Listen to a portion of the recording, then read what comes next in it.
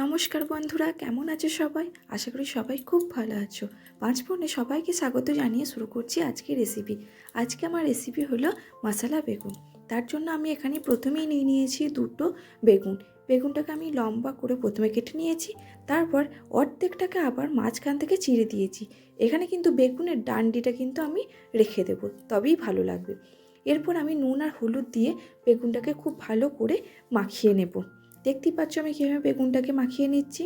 এইভাবে বেগুনটাকে নুন আর হলুদের সাথে খুব ভালো করে মাখিয়ে নেবে। অন্যদিকে একটা প্যানে তেল গরম হলে এর মধ্যে আস্তে আস্তে আমি বেগুনগুলোকে ভেজে নেব। দেখো এখানে আমার বেগুন ভাজা কমপ্লিট।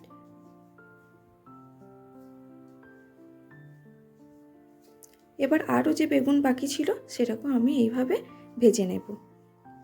এরপর প্যানে সামান্য একটু তেল দিয়ে দেব জিরে। এবার জিরাকে খুব ভালো করে নাড়াচাড়া করে দেব স্লাইস করে কেটে রাখা একটা মিডিয়াম সাইজের পেঁয়াজ।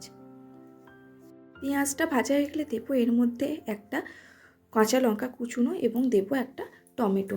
এটা খুব ভালো করে নাড়াচাড়া করে দেবো এর মধ্যে জিরে গুঁড়ো, ধনে গুঁড়ো, লাল লঙ্কার গুঁড়ো, কাশ্মীরি লাল লঙ্কার গুঁড়ো এবং হলুদ, আর দেবো সামান্য লবণ। এবার পুরো মশলাটাকে আমি খুব ভালো করে কষিয়ে নেব।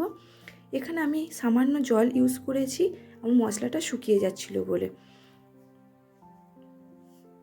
এবার খুব ভালো করে মশলাটা কষিয়ে এলে এর মধ্যে অ্যাড করব ভেজে রাখা বেগুন।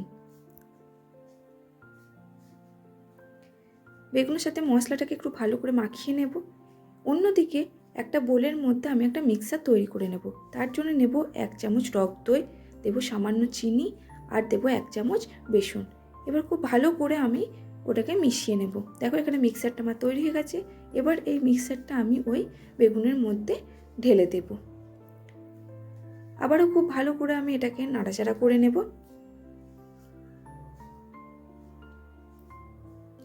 এবার দেব সামান্য একটু ঘি এবং উপর থেকে কাসুরি মেথি ছড়িয়ে আবারও খুব ভালো করে একবার রান্না করে নেব। দেখো এখানে আমার মশলা বেগুন সম্পূর্ণ রেডি। তাহলে বন্ধুরা, আজকে আমার এই রেসিপিটি তোমাদের কেমন লাগলো অবশ্যই কমেন্টে জানিও। আর যদি ভালো লেগে থাকে তাহলে একটা লাইক করে দিও। এই মশলা বেগুন গরম ভাত বা রুটির সাথে খেতে কিন্তু অসাধারণ লাগে।